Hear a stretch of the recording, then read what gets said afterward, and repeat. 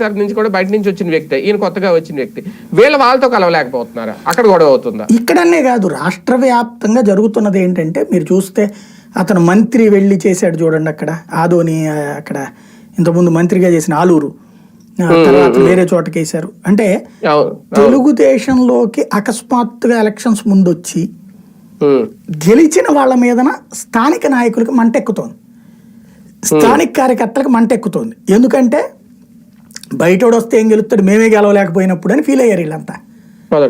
తీరా చూస్తే వాళ్ళు భారీ మెజార్టీలతో గెలిచారా ఒక్కొక్కళ్ళు.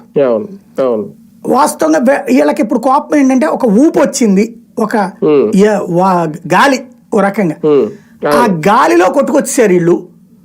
ఈ గాలిలో మాలాంటి వాళ్ళకి అవకాశం కోల్పోయింది కదా, ఛాన్స్ మిస్ అయిపోయాం. దాంతో ఆ కడుపు మంటతో వీళ్ళేం ఆలోచిస్తున్నారు, లోకల్గా పార్టీ మీద పట్టు మాకే ఉండాలి, అందుకోసం వీళ్ళు కావాలని చెప్పి స్థానిక కార్యకర్తల్ని, ఇప్పుడు తెలుగుదేశం కార్యాలయాలు వెంత పత్రాలు తీసుకుంటున్నారు కదా, సొంత వాళ్ళని అక్కడికి పంపించి కంప్లైంట్ ఇప్పిస్తున్నారు వీళ్ళ మీద. ఎక్కడికక్కడ అదే జరుగుతోంది.